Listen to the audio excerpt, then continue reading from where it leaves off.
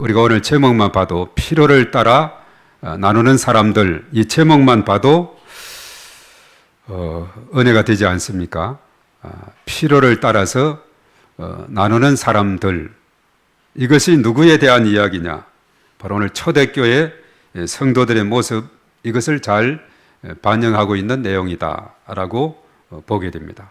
오늘 읽은 사도행전 4장의 한 부분을 읽었는데 초대교회 성도들의 삶의 모습이 어떠했는가, 이것을 우리에게 잘 소개해주고 또 설명해주고 있는 그런 부분이 되겠습니다. 우리가 흔히 초대교회로 돌아가자 이런 이야기들을 참 많이 들었을 겁니다. 초대교회로 돌아가자, 자, 이런 소리를 많이 들었는데, 이 초대교회는 처음 생긴 교회의 모습이고, 그래서 교회의 원행이다 이렇게 말합니다. 그래서 순수하고 변질이 없고 훈훈한 사랑이 넘치는 교회의 모습이 바로 이 초대교회 안에 담겨 있다 하는 사전입니다. 우리가 잘 알고 있는 초대교회 모습 중에 또 슬로건으로 외치는 것이 있는데, 그것이 또 뭐냐 하면, 아까 처음은 우리가 초대교회로 돌아가자 이렇게 했는데, 또 우리가 슬로건으로 많이 들려지는 내용이 있습니다. 그게 뭘까요? 모이면 기도하고 흩어지면 전도하자, 그것입니다. 모이면 기도하고 흩어지면 전도하자, 이것인데, 자, 여기에서 기도와 전도, 초대교회 모습을 잘 반영해 주고 있는 그런 내용이기 때문에 그렇습니다. 초대교회 하면 기도, 그저 모이면 열심히, 저희들이 모여서 마가의 다락방에서 120명의 문도가 모여 전혀 하나님 앞에 간절히 기도할 때에 오순절의 성령의 강건적인 역사와 임재하심과 기름 부으심이 그들에게 있게 되고, 그렇게 베드로 같은 또 여러 가지 다혈질적이고 또 이러했던 그런 성격의 사람이 오순절의 성령의 기름 부음을 체험하게 되었을 때, 그가 담대하게 하나님 말씀을 전하자 남에서 걷지 못한 자가 일어서게 되고 많은 사람들이 주께로 돌아오는 그 놀라운 역사가 일어나게 됐죠. 그래서 우리 하나님 앞에 모여서 기도하며 성령의 임재하심과 기름 부으심을 힘있게 될 때에 그 놀라운 역사가 그 공동체 가운데, 그 구성원들 가운데 나타나게 됨을 우리가 깨닫게 되는데, 이 초대교회의 특징이 바로 겁니다. 모이면 열심히 기도하고, 그리고 이제 모여서 흩어지면 어떻게 됩니까? 각자 받은 은혜대로 내가 만난 예수님을 전하는 겁니다. 이것이 바로 전도거든요. 내가 만난 예수, 내가 체험한 예수님을 전하는 것이 바로 전도가 되는데, 초대교회는 이 두 가지가 아주 잘 융합이 되어 있어요. 모이면 기도하고 흩어지면 전도하는 이런 놀라운 일이 일어나게 되었습니다. 그리고 오늘 본문에서는 초대교회 생활에 대한 소개를 하면서 예수님을 구주로 영접한 하나님의 자녀들이 모인 삶의 공동체는 어떠한 모습이 되어야 하는가, 이것을 우리에게 잘 알려주고 있는데, 오늘 이 제목이 초대교회 성도들의 모습을 잘 반영을 해주고 있다는 것입니다. 우리 오늘 암송 구절이 35절이 암송 구절을 했는데, 그 35절의 구절에서 오늘 제목을 땄습니다. 필요를 따라 나누는 사람들이라는 이런 제목을 잡게 되었는데요. 오늘 우선 이 말씀의 시작이 32절에 시작이 되죠. 믿는 무리들이 어떠한 태도를 취했는지 우리에게 잘 소개하고 있습니다. 초대교회 믿는 무리들이 모여서 어떤 태도를 취했는가, 우리 한번 다시 32절을 한번 살펴보도록 하겠습니다. 자, 다 같이 시작. 믿는 무리가 한 마음과 한 뜻이 되어 모든 물건을 서로 통용하고 자기 채무를 조금이라도 자기 것이라 하는 이가 하나도 없더라, 그렇게 말했어요.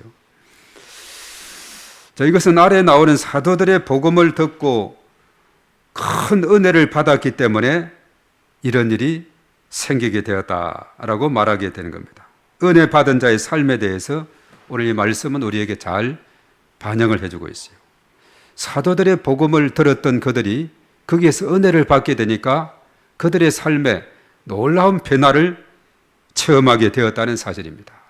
자, 그렇다면 오늘 33절에서 언급했는데, 이 사도들이 전한 복음의 핵심이 뭔가, 초대교회에서 사도들이 전한 복음의 핵심이 뭔가, 오늘 33절에 잘 설명이 되고 있는데, 자, 먼저 한번 살펴보겠습니다. 시작. 사도들이 큰 권능으로 주 예수의 부활을 증거하니 우리가 큰 은혜를 받아. 자, 사도들이 전한 복음의 핵심이 뭐죠?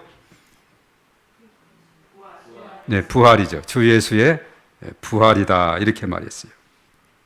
주 예수의 부활, 바로 예수님의 부활을 증거했다는 겁니다. 그리고 그 결과는 뭐였느냐? 예수님의 부활을 증거하게 되었을 때 그 결과는 우리가 큰 은혜를 받았다. 이렇게 말하고 있습니다. 이 참 아주 중요한 내용이에요. 그래서 초대교회의 모습은 부활하신 주님의 복음을 듣고 큰 은혜를 받았기 때문에 위와 같은 그런 서로 필요를 나누는 그런 사람들로 살아갈 수가 있게 되었다는 사실입니다. 그래서 여기에서 중요한 키워드를 찾자면은 부활하고 은혜라는 이 단어를 우리가 찾게 됩니다. 그래서 예수님의 부활과 그 소식을 들었던 그 무리들이 큰 은혜를 받은 것은 어떤 연관성이 있고 예수님의 부활은 어떤 의미를 지니는가, 이것을 우리가 잘 깨달아야 된다는 사실입니다. 바로 예수님의 부활, 이것은 기독교의 바로 신앙의 핵심이다라고 말하게 돼요. 예수님의 부활은 다른 종교와 차별되는 그런 핵심되는 내용인 줄로 믿습니다. 다른 종교에서는 창시자의 무덤을 자랑하는데 기독교는 무엇을 자랑하고 있죠? 예수님의 빈 무덤을 자랑하고 있어요. 창시자의 무덤을 다른 데는 자랑하는데 기독교는 빈 무덤을 자랑하고 있어요. 이 빈 무덤은 다른 말로 말해서 예수님이 사망 권세를 깨뜨리시고 다시 살아나는 부활을 하셨다는 그 증거가 되고 있어요. 빈 무덤은 무덤이 비어 있다.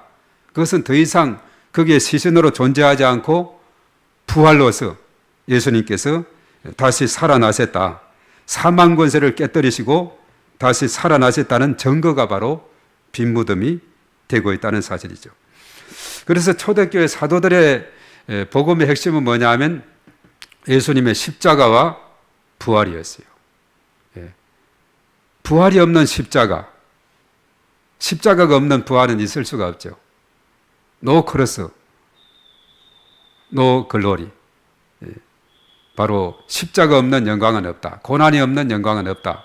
이와 같이 이 부활을 증거했다는 것은 그가 죽었다는 이것이 함께 바늘의 실과 바늘과 같이 동전의 앞뒷면과 같이 따라다니게 되는 것이죠. 예수님이 부활하셨다는 것은 뭐냐면 예수님께서 십자가상에서 죽으셨다는 그것을 의미하고 있습니다. 바로 예수님께서 십자가상에 죽으시고 장사한 지 며칠 만에 살아났었죠? 3일 만에 다시 부활하셨습니다. 우리가 사도행전 1장이 잘 나오는데, 그리고 부활하신 예수님은 이 땅에 며칠간 거하셨죠? 40일 동안 거하시다가 그리고 성천하셔서 지금은 하나님 보좌 우편에 계시고, 성천 후에 며칠 만에 성령을 이 땅에 보냈죠? 10일 만에 보내서, 그래서 오순절, 부활한 다음 50일째 되는 날을 바로 오순절이다. 그날에 오순절 성령 강림을 통해서 놀라운 성령의 기름 부으심을 힘입게 되었다는 겁니다. 예수님의 십자가가 왜 필요했는가? 성경은 여러 곳에서 잘 설명해 주고 있습니다. 우리의 죄를 해결하기 위해서 예수님께서 이 땅에 오셨을 뿐만 아니라 십자가상에서 피 흘려 죽으심으로 우리의 모든 죄를 깨끗이 씻어 주신 줄로 믿습니다. 이사야 53장 5절의 말씀, 일찍이 예수님 오시기 700년 전에 이사야 선지자가 예언하기를, 그가 찔림은 우리 허물 때문이요 그가 상함은 우리 죄악 때문이라. 그가 징계를 받음으로 우리가 평화를 누리고 그가 채찍에 맞음으로 우리가 나음을 받았도다. 이렇게 말했어요. 영적 치유, 정신 치유, 육신의 치유까지 다 이룬 그 길이 바로 예수님의 십자가인데, 그래서 요한복음 1장 29절에 이튿날 요한이 예수께서 자기에게 나오심을 보고 이르되 보라 세상 죄를 지고 가는 하나님의 어린 양이로다. 그렇게 말했어요. 예수님은 세상의 죄를 짊어지고 가는 하나님의 어린 양이 되어서 십자가상에서 피 흘려 돌아가셨다는 사실입니다. 이것이 왜 우리가 이런 죄를 지었고 이런 예수님께서 십자가를 제하다만 했는가? 이것은 우리가 성경을 읽어 나가다 보면 하나님께서 천지를 창조하셨고 또 에덴 동산까지 지으셔서 사람을 거기에 거하게 하셨습니다. 그리고 거기에는 그때는 평화로운 동산이었습니다. 그러나 임의로 과일 열매를 먹을 수 있는 자유를 주었다 그랬죠. 그러나 단 한 가지, 동산 중앙에 있는 나무 열매는 먹어서는 안 된다.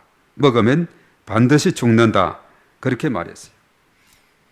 그러나 인간은 앱뱀과 마귀 사단의 게임에 넘어가서 먹음직도 하고 보암직도 하고 탐스럽기도 한 나무인지라 하와가 먼저 먹고 아담에게 주어서 아담도 먹고, 그래서 최초의 인간, 하나님께서 창조한 최초의 인간 아담과 하와가 그 선악과 열매를 먹게 되었습니다. 불순종이죠. 구약시대는 죄가 뭐냐? 불순종. 신약시대는 예수님 믿지 않는 것. 이렇게 우리가 요약할 수 있는데 불순종의 죄를 지었어요. 그 결과로 하나님과의 관계가 이제 단절이 되면서 하나님을 떠나게 됐고 죄 아래 놓이게 됐고 이제는 사단의 지배 아래 놓이게 되는, 하나님 말씀보다도 사단의 말에 더 귀가 쏠깃한 그런 인생이 되었습니다. 이렇게 죄에 빠져서 하나님을 떠난 인간은 영적으로 죽은 상태가 돼서 사단의 지배를 받게 됐는데 하나님의 자녀가 되어야 되는데 마귀의 자녀가 되어버렸습니다. 그 결과 하나님 찾기보다는 우상 숭배의 길로 가게 되었고, 우상 숭배는 뭡니까? 하나님께서 가장 싫어하는 것이죠. 그리고 우상에 빠지게 되면은 멸망의 내리막길로 가게 됩니다. 온갖 정신적인 고통과 육신의 고통에 빠집니다. 결국 죽어서 지옥의 영원한 심판을 받게 되는 것입니다. 결국 모든 문제가 그 자녀에게까지 계속 대물림되게 되는, 출애굽기 20장 4, 5절의 말씀에 자손 3, 4대까지 그 영향이 끼쳐지게 된다. 그렇게 말했죠. 이처럼 하나님을 떠난 인간은 비참한 삶으로 추락을 하는 이런 상황에 놓이게 되었습니다. 이 절망적인 상황이 있을 때 예수 그리스도를 통해서 희망의 빛을 비추어 주신 줄로 믿습니다. 바로 예수 그리스도.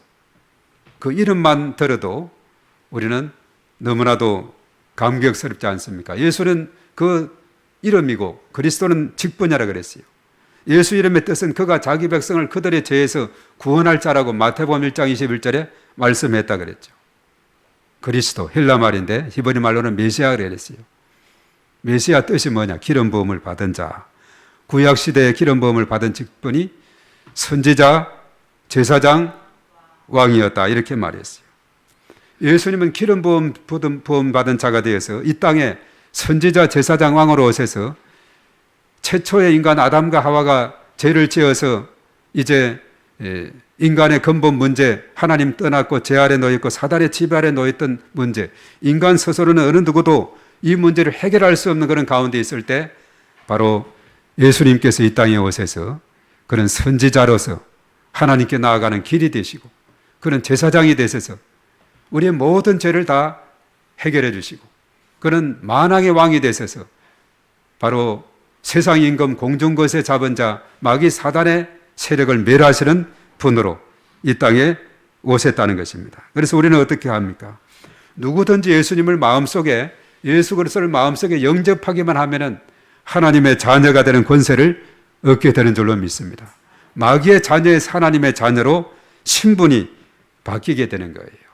이것이 얼마나 놀라운 축복이고 감격스러운 일인지 우리가 이 말씀을 통해서 깊이 생각을 해야 되는 겁니다. 이제 우리의 신분이 바뀌었다.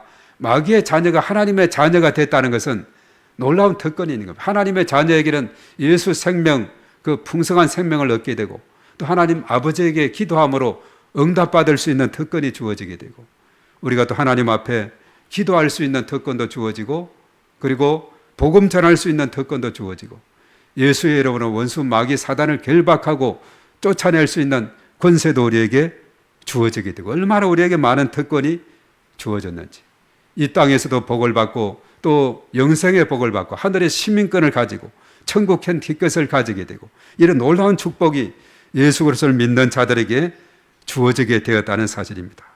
그래서 초대교회 성도들은 사도들로부터 바로 예수님의 부활에 대한 복음을 들었을 때에 그들은 은혜를 확 받았다는 겁니다. 초대교회 성도들은 사도들이 전하는 부활하신 예수님에 대한 복음을 듣고 큰 은혜를 받았습니다. 이것은 그들에게만 주어지는 은혜가 아니라 오늘 저와 여러분들에게도 이런 은혜가 풍성히 임하게 되기를 바랍니다. 은혜가 뭐예요? 값없이 주는 선물이 은혜다, 이렇게 말하죠.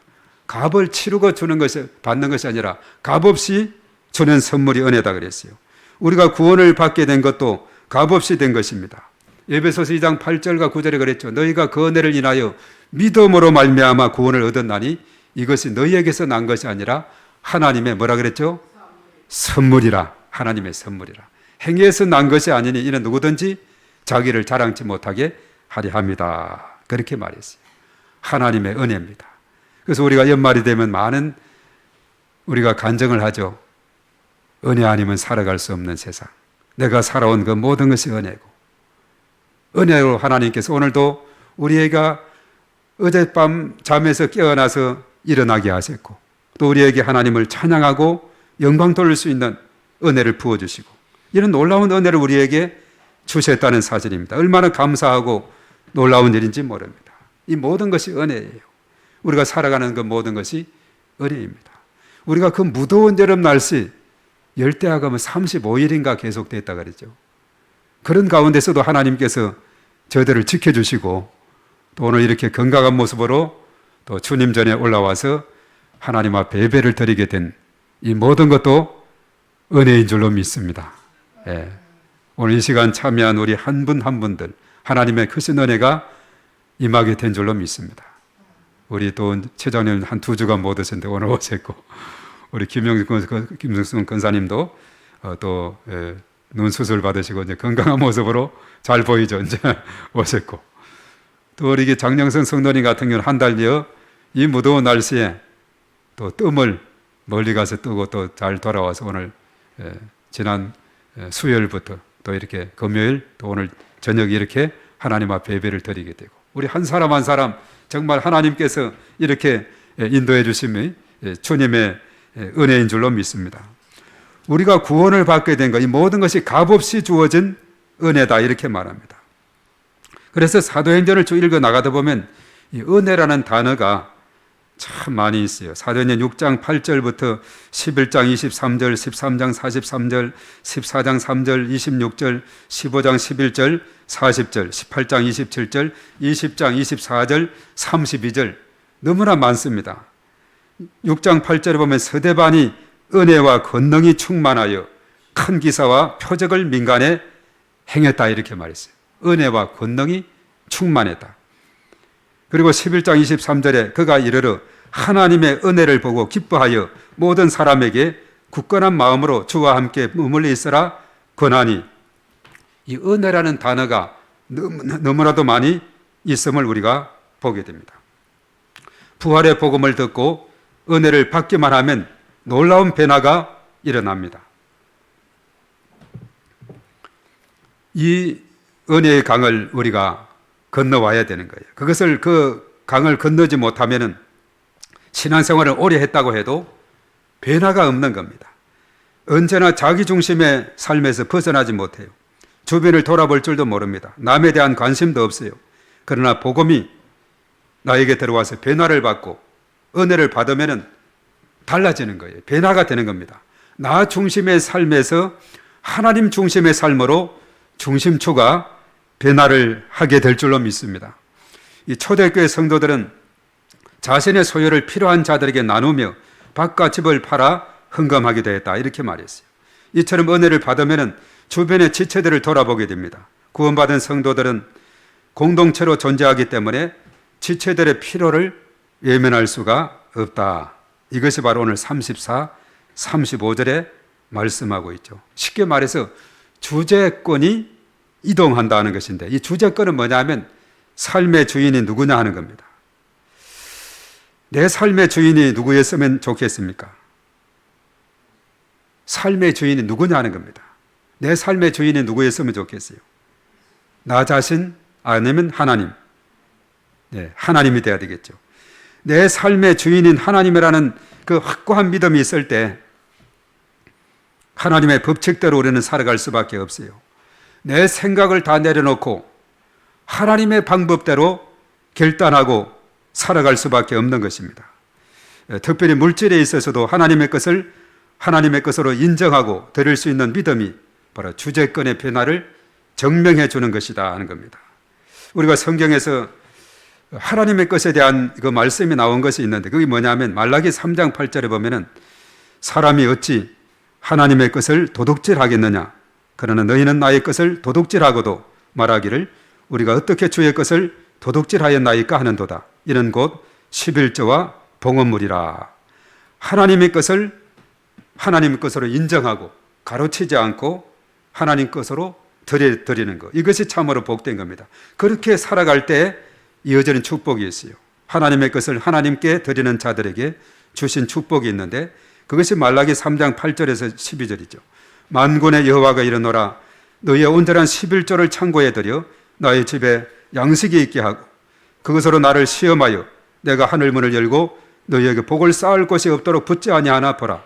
만군의 여호와가 이르노라 내가 너희를 위하여 메뚜기를 금하여 너희 토지 소산을 먹어버리지 못하게 하며 너희 밭에 포도나무 열매가 기한 전에 떨어지지 않게 하리니 너희 땅이 아름다워지므로 모든 이방인들이 너희를 복되다 하리라. 만군의 여호와의 말이니라. 이렇게 말했어요. 이 땅의 모든 것이 창조자 하나님께서 지으셨고 역사를 주관하시고 인생의 생사복을 주관한 줄 믿습니다. 그래서 하나님은 100%가 전부가 하나님 것이지만은 우리에게 그 10분의 1만 요구하고 있다는 겁니다. 그것은 뭐냐 하면 하나님을 주인으로 모시는지 여부를 시험하는 것이다 하는 겁니다. 마치 에덴 동산에서 모든 실과는 자유롭게 먹도록 했지만은 중앙에 있는 선악과를 둔 것은 동산의 주인은 바로 하나님이심을 기억하고 살라는 메시지와도 같다는 거죠. 순종하느냐 불순종하느냐는 것은 사람의 몫이지만은 결과는 순종하는 자에게 축복이 있다는 것을 우리에게 말씀해 주고 있어요. 자, 우리나라에도 한 동네에 이런 아름다운 전통이 있더라고요. 어제 저녁에 했던가요? 동네 한 바퀴가 토요일 저녁 때 보니까 해서 어제 봤는데 어제는 경북 영양하면 생각나는 게 뭐가 있죠? 예, 영양 고추가 많이 나죠. 예, 고추가 나요. 그게 보니까 주실 마음 쉼터다고 이걸 소개하고 있는데 한 가정에서 아주 이렇게 집을 잘 별도로 별채를 지어서 냉장고도 준비하고 탁자 테이블도 준비하고 냉장고 안에 먹을 것을 가득 두고 이렇게 언제나 문을 열어놨어요. 이것은 선친의 유지다 해가지고 나그네들이 빈렵으로 가지 않도록 지나면서 냉수도 먹고 또 맛있는 것도 먹고 갈 수 있도록 그런 편의를 봤어요. 그래서 그 이만기 씨가 그랬죠. 이렇게 하려면 좀 여유가 있어야 되겠네요 하니까 아닙니다. 부족한 중에도 나눔이 의미가 있죠. 이런 말을 하더라고요. 야, 이 정도로 남에게 오픈해놓고 그냥 지나가는 사람 마음껏 먹을 수 있도록 하려면 여유가 좀 있어서 그렇지 않겠느냐 했는데 아니라는 거예요. 부족한 중에도 그래도 그것을 아껴서 나눔이 큰 의미가 있다 이런 말씀하더라고요. 영양은 고추가 유명한데 임진왜란 후에 우리 조선 땅에도 한국 땅에도 고추가 도입이 됐다 그래요. 그 전에 음식을 보면 임진왜란 전에 음식을 보면 밥상에 고춧가루가 하나도 없어요. 보면 옛날 그 밥상을 보면 그 전에는 없었다는 거예요. 임진왜란 후에 왔다는 그 영양이 아주 유명한 그런 장소인데 자, 이것을 생각하면서 생각나는 성경 구절이 뭐냐면 누가복음 21장 1절에서 4절의 말씀입니다. 하나님께 드리면 많고 적음이 그게 문제가 아니에요. 부자들이 그냥 주머니에서 쓱 내서 드리는 그거보다도 가난한 과부의 그 두렵도 안 되는 헌금을 예수님께서는 칭찬하셨다 이렇게 말씀하고 이것이 중요한 의미를 우리에게 지니고 있습니다. 바로 어려운 중에서 힘든 중에서 드린 그것이 주님의 마음을 더 감동하게 한다 이렇게 말하고 있죠. 우리가 10,000원을 받았을 때 1,000원을 하나님께 드리는 것이 쉬울까요? 아니면 100만 원을 받았을 때 10만 원 아니면 10억을 받았을 때 1억을 드리는 것이 더 쉬울까요? 가장 작은 것부터 우리가 실천해 나가게 될 때 참으로 하나님께서 큰 은총으로 역사해 주실 줄로 믿습니다. 그래서 물질에 대한 가르침은 이 누가복음의 어리석은 부자 이야기에서 잘 깨우쳐주고 있어요. 누가복음 12장 16절 이하에 나오는데 어떤 부자가 소출이 많아서 막 창고를 넓히고 가득가득 채워놓고는 아주 그가 마음의 평안을 얻습니다. 평안히 쉬고 먹고 마시고 즐거워하자 이래 할 때 하나님 말씀했어요. 어리석은 자여 이렇게 말합니다. 어리석은 자여 오늘 밤에 내 영혼을 도로 찾아들이니 그러면 내 준비한 것이 누구의 것이 되겠느냐. 자기를 위하여 재물을 쌓아두고 하나님께 대하여 부여하지 못한 자가 이와 같다 이렇게 말했습니다. 우리가 잠언서 30장에 아굴의 기도 두 가지 기도 있죠. 두 가지 구하겠는데 거절하지 마옵소서. 헛된 말과 거짓말을 내게서 멀리 하옵시며 나를 가난하게도 마옵시고 부하게도 마옵시고 오직 필요한 양식으로 나를 먹이시옵소서. 혹시 배불러서 하나님을 모른다 여호와가 누구냐 할까 하오며 내가 가난하여 도둑질하고 내 하나님의 이름을 욕되게 할까 합니다. 필요한 것으로 채워 주시옵소서. 이런 간구를 한 것을 보게 됩니다. 자, 내 삶의 주인이 하나님이라는 확고한 믿음이 있을 때 하나님이 세우신 공동체에도 우리가 헌신하게 된다는 사실을 오늘 말씀을 통해 우리가 깨닫게 됩니다. 은혜를 받은 성도라면 나 중심의 삶에서 주변 이웃을 돌아보는 삶으로 변화되어야 합니다. 은혜를 받은 성도라면 공동체를 위해서 헌신하는 일에 자신을 드려야 된다 이렇게 말하고 있어요. 그 대표적인 한 사람으로 오늘 한 사람을 소개하면서 오늘 본문은 끝을 맺고 있는데 오늘 한 사람은 누구냐? 구브로 출신인데 바나바의 이야기로서 오늘 이야기 결론을 맺고 있습니다. 이 바나바의 본래 이름은 요셉이었어요. 사도들이 일컬어서 바나바라 했는데 이걸 번역하면 오늘 본문에도 나오죠. 위로의 아들이다. 그래서 바나바는 낙심한 자를 위로하는 그런 사람이었어요. 그래서 바나바는 구브로 출신이면서 네이족이다 이렇게 말합니다. 사실 원래 네이족은 자신의 소유를 갖지 못하도록 민수기 18장 20절에서 24절에 언급이 되어 있어요. 거기에 보면은 20절에 보면 여호와께서 또 아론에게 이르시되 네이족 속이죠. 너는 이스라엘 자손의 땅에 기업도 없겠고 그들 중에 아무 분깃도 없을 것이나 내가 이스라엘 자손 중에 내 분깃이요 네 기업이다 이렇게 말했어요. 그 아래쪽에도 보면 네 자손에게는 바로 별도로 이렇게 기업을 주지 않았습니다. 하나님께서 바로 내가 내 기업이고 내 분깃이시고 이렇게 말씀을 하게 된 것을 보죠. 그런데 어떻게 이 바나바에게 그러면 팔을 수 있는 땅이 있었는가, 밭이 있었는가, 우리가 이렇게 생각하게 되는데 사실 그 당시 이스라엘 땅에서는 이렇게 자기의 땅을 밭이나 땅을 소유할 수가 없었는데 다른 지역에서 가진 그것은 제한하지 않았어요. 그래서 이 바나바는 구브로 출신 바나바다 이렇게 말했죠. 그렇기 때문에 그 고향 땅에 밭을 소유하고 있었던 것 같습니다. 그래서 바나바는 자기의 밭을 팔아서 사도들에게 가져왔다 이렇게 말씀을 하고 있어요. 그래서 바나바는 은혜를 받은 자로서 나눔을 실천해서 내 삶의 주인이 하나님 것을 온전히 드러낸 신실한 사람이었습니다. 우리가 사도행전 11장 24절에 보면 바나바를 소개하고 있습니다. 그는 착하고 신실한 믿음의 사람이었다 이렇게 말하고 있죠. 바나바는 착한 사람이요 성령과 믿음이 충만한 사람이라 이에 큰 무리가 죽게 더하여 지더라 이렇게 말했습니다.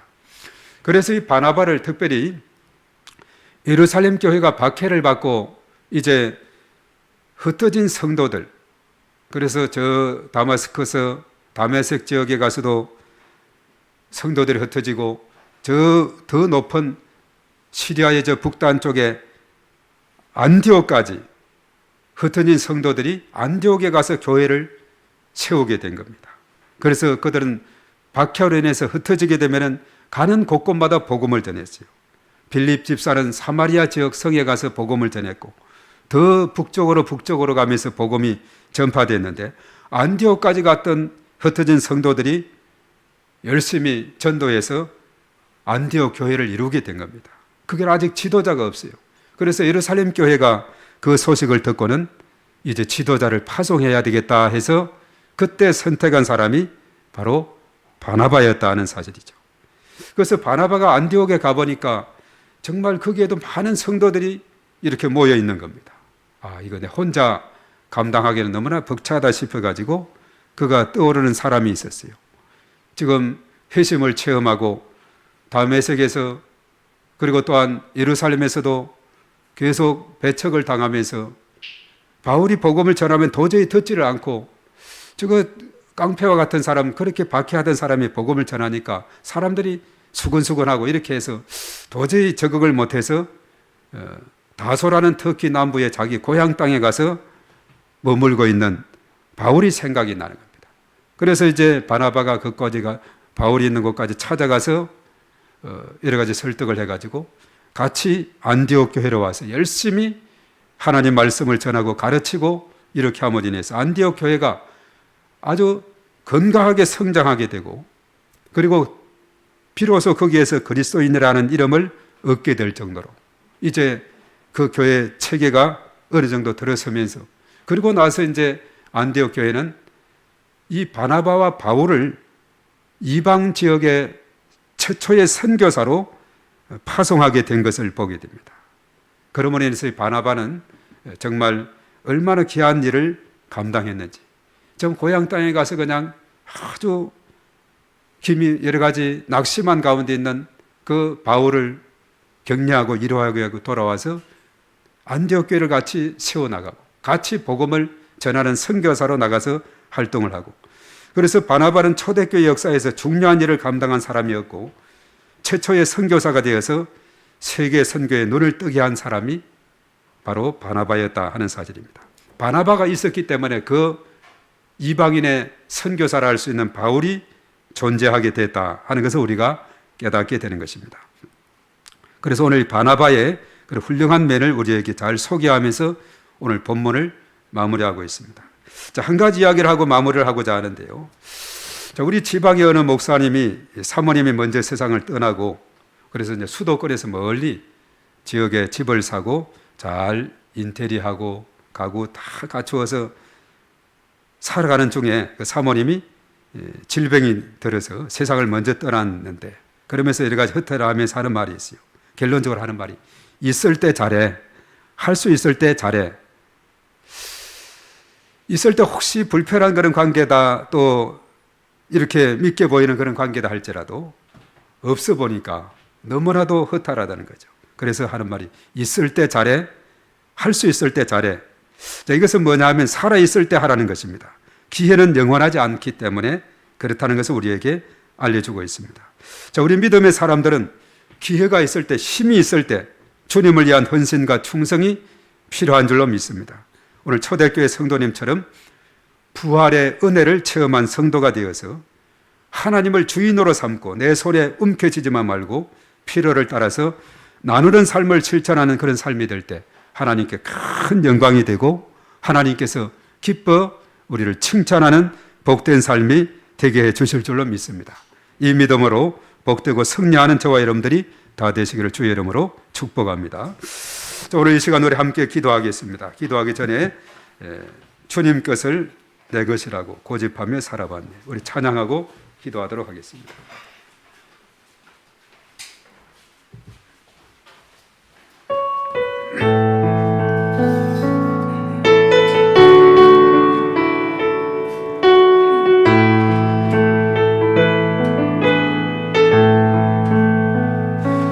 주님 것을 내 것이라고 고집하며 살아왔네. 금은 부하 자녀들까지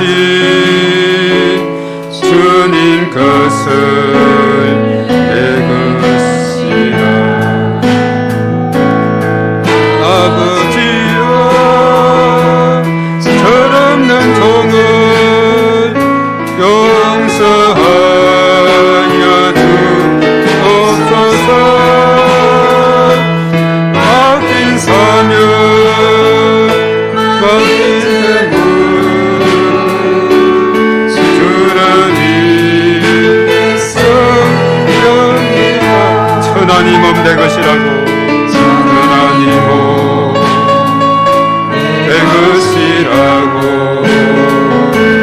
주의 이름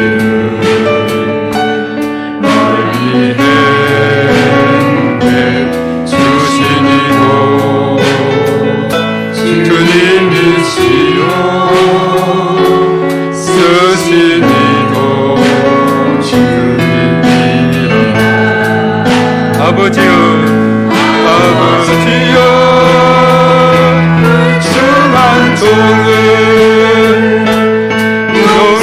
용서하여 주옵소서 세상요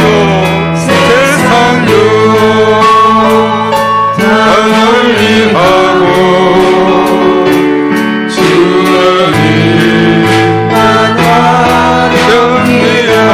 주님 사랑 받기만 하고 주님 사랑 받기만 하고 감사할 줄 몰랐었네 주님 말씀 듣기만 하고 실행하지 못했었네 아버지여 아버지여 연약한 종을 용서하여 주옵소서 주님 명령 주님 명령 순종하면서 주는 인내 살렵니다.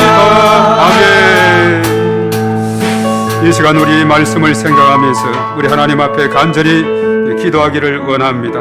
참으로 주님께서 우리의 모든 것에 주 되시고 주님의 뜻대로 살아가는 말씀대로 살아가는 우리의 삶이 되어서 하나님께서 예비한 그 놀라운 복을 마음껏 누리며 나아가는 저희 모두가 되도록 우리 주여 삼창하고 기도합니다. 주여 주여 주여 그러고선 하나님 아버지 하나님의 사랑을 진심으로 감사를 드리옵나이다. 우리 하나님의 그 놀라운 사랑에 힘입어서 참으로 오늘 초대교회 성도들은 부활의 예수님의 복음을 들었을 때에 저들이 큰 은혜를 받고 참으로 각 사람의 필요에 따라서 나누어주는 나름의 실천한 그런 신앙의 삶을 살아갔음을 우리가 말씀을 통해서 깨닫게 됩니다. 예수님께서 이 땅에 오셔서 십자가를 지시고 부활하심이 그 놀라운 우리에게 복음이 되고 그 말씀을 들었던 성도들에게 그 큰 은혜가 임함으로 말미암아 믿음을 갖게 되고 영원의 생명을 얻게 된 것 너무나도 감사를 드리옵나이다.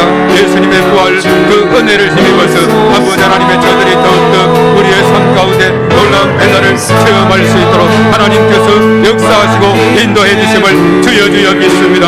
주여 도와주시고 주님 역사하여 주시옵소서. 이들은 나의 중심의 삶이 아니라 하나님의 삶, 하나님을 나의 삶의 주인으로 모시고 아버지 하나님의 그 믿음으로 하나님의 말씀의 가르침대로 살아가는 저희들이 다 될 수 있도록 하나님께서 역사해 주심으로 하나님께서 주시는 그 놀라운 복을 저희들이 마음껏 누리는 저희 모두가 다 될 수 있도록 하나님께서 역사하여 주시옵소서. 저들은 너무나도 연약한 가운데 있습니다. 부족한 가운데 있습니다.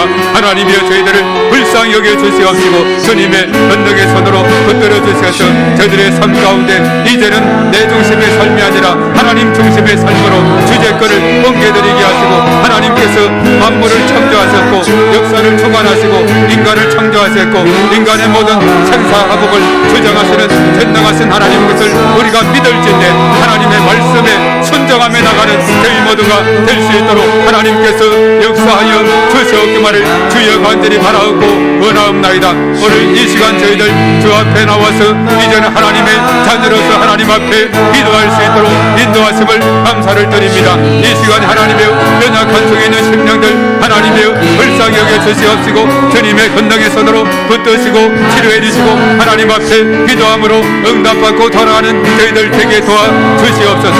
믿음에 약한 심령들 그 샘믿음으로 하나님께서 함께하시고 은혜를 더하여 주시옵기만을 주여 간절히 바라옵고 원하옵나이다. 오 주여 믿사오니 주님 도와주시고 주님 역사하여 주시옵소서. 우리 하나님의 크시는 종으로 하나님께서 역사하여 주시옵기만을 간절히 바라옵고 원하옵나이다. 하나님을 나의 주 나의 주인으로 모셔드리고 살아갈 때 그것이 나의 힘이요 능력이요 반석이시요 아버지 하나님의 근촉인 것을 저희들이 믿습니다. 아버지 하나님 이 시간에 저희들 가운데 하나님의 놀라우시는 종으로 아버지 하나님께서 은혜를 더하여 주시옵소서. 주여 믿습니다. 주시옵소서. 기도하겠습니다. 하나님 아버지, 우리의 삶 가운데 온전히 하나님의 말씀에 은혜를 받고 우리의 삶의 놀라운 변화를 체험해서 이제는 주제권이 바로 하나님께 있음을 우리가 고백하고 만물의 창조자, 역사의 주관자, 인생의 창조자, 생사복을 주관하는 모든 그것이 하나님께 있음을 우리가 믿고 전적으로 하나님 말씀에 순종하며 나가는 저들의 삶이 되게 하시고 초대교회 성도들이 주 예수 그리스도의 부활의 소식을 듣고 큰 은혜를 받고 예수님을 영접함으로 그들의 삶이 변화를 받았으며 특별히 바나바와 같은 그 사람, 참으로 하나님의 나라를 위해서 귀하게 쓰임받는 인물로 하나님께서 변화시켜 주시고 인도해 주신 것을 생각하면서 우리의 신앙이 그저 습관적인 신앙이 아니라 이런 놀라운 변화의 신앙, 능력의 신앙, 축복의 신앙, 응답의 신앙이 될 수 있도록 하나님께서 역사하여 주시옵소서. 그러므로 인해서 복음이 주는 그 능력과 힘으로 인해서 우리의 영적 치유, 정신 치유, 육신의 치유까지 온전히 회복되는 놀라운 역사가 일어나게 하시고 범사가 주 안에서 복되고 형통함으로 나아가는 저희 모두가 될 수 있도록 인도하여 주시옵소서. 또 이 시간 하나님 앞에 예물을 드린 손길이 있습니다. 일일이 다 기억하시고 우리 하나님께서 한량없는 은혜를 부어주시며 하늘의 문을 활짝 열어주셔서 하늘의 축복과 땅의 축복, 온 열방의 축복으로 풍성하게 채우시고 은혜를 더하여 주시옵소서. 언제나 하나님의 기름 부으심과 충만하심이 가정과 일터와 범사의 모든 삶 가운데 충만하게 역사하여 주시옵소서. 또한 몸된 교회를 위해서 또한 이렇게 수고하고 애쓰는 모든 분들을 하나님 축복하시고 일일이 하나님의 크신 권능의 손으로 붙들어 주시고 인도하여 주시옵소서. 이 모든 것을 통해서 하나님께서 영광을 받으시며 하나님 나라가 든든히 서는 놀라운 역사가 일어나게 도와 주시옵소서. 이제는 우리 주 예수 그리스도의 은혜와 하나님 아버지의 극진하신 사랑하심과 보혜사 성령님의 내주하시고 인도 역사 충만 기름 부으심이 오늘 이 시간 참여한 우리 모두에와 우리의 가정과 자녀 생활, 직장, 사업장, 일터위에 또한 몸된 교회와 이 나라의 민족과 온 열방위에 이제와 영원토록 함께 하시옵기만을 간절히 축원하옵나이다. 아멘.